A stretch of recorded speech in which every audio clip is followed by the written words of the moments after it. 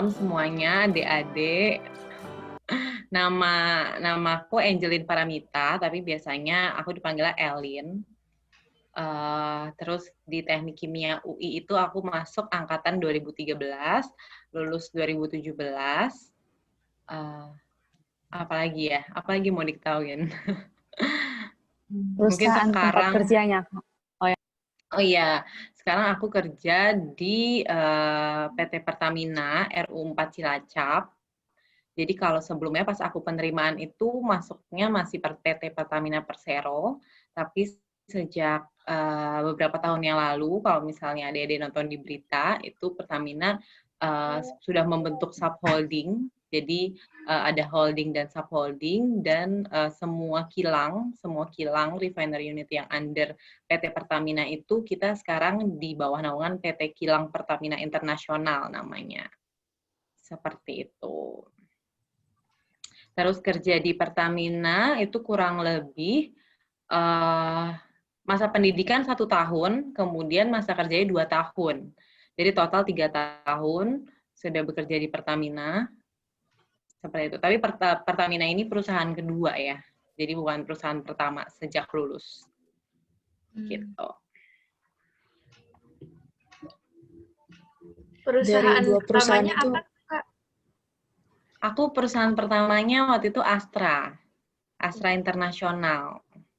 Gitu. Jadi kalau misalnya aku masih tetap di Astra Internasional, mungkin nggak ada percakapan seperti ini karena dulu di Astra nggak ada hubungannya sama sekali sama teknik kimia. Terus baru masuk ke Pertamina, nah ini totally teknik kimia banget gitu.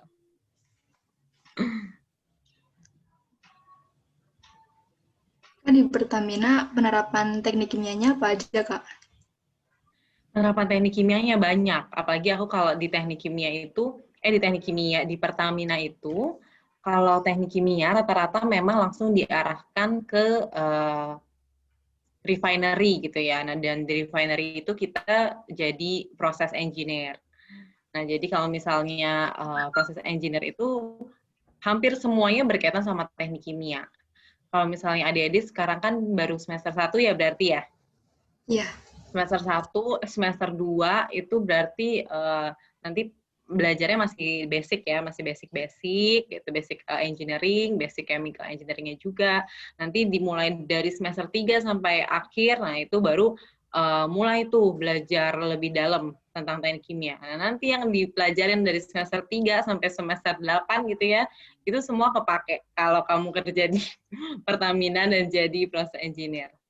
Jadi semua ilmu itu terpakai. Ya sebenarnya dari semester 1 juga basic kan, itu pasti penting juga ya, bisa kalkulus, fisika dasar, kimia dasar itu juga pasti berfungsi gitu. Tapi benar-benar core-nya itu kan biasanya start dari semester 3 ke belakang.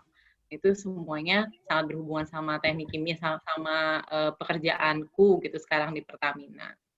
Khususnya sih kalau mau di breakdown sih banyak ya. Nanti kalau misalnya adik-adik udah nyampe semester 3 gitu, kalau nggak salah itu ada belajar mengenai neraca massa energi gitu ya, peristiwa perpindahan. Nah, kayak semacam neraca massa energi itu udah makanan sehari-hari gitu.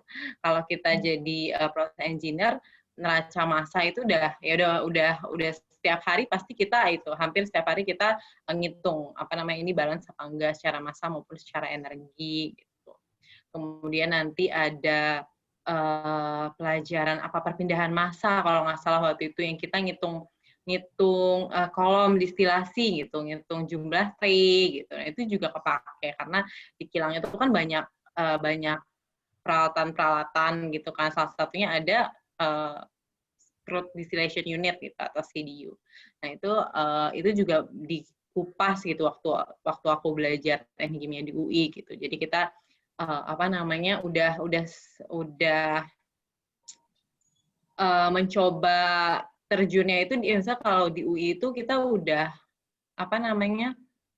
ya memang sudah belajar itu gitu. Jadi dan aku yakin juga di teknik kimia seluruh universitas juga sudah mengarah ke situ gitu. Jadi nanti pada saat di dunia pekerjaan terutama di bagian proses engineer itu bakalan kepake banget. Tapi kalau aku khususnya sekarang aku itu lebih job desk-ku itu di proses kontrol. Jadi kalau proses kontrol itu kalian akan menemui di semester 5. Itu ada mata kuliah namanya pengendalian proses atau proses kontrol. Nah, disitulah aku sekarang lebih bergelutnya di proses kontrol itu. Jadi kalau dirangkum gitu ya dari semester 1 sampai semester 8 pelajaran di teknik kimia yang sekarang benar-benar aku gelutin itu paling banyak di mata kuliah pengendalian proses gitu jatuhnya. Jadi di situ nanti apa namanya teman-teman belajar bagaimana sih kita mengendalikan variabel proses gitu kan. Seperti yang tahu ada temperatur, pressure, kemudian level. Nah, itu apa namanya kita bagaimana caranya kita bisa mengendalikan si proses-proses itu, si variabel-variabel itu supaya bisa sesuai sama yang kita mau, yang kita inginkan.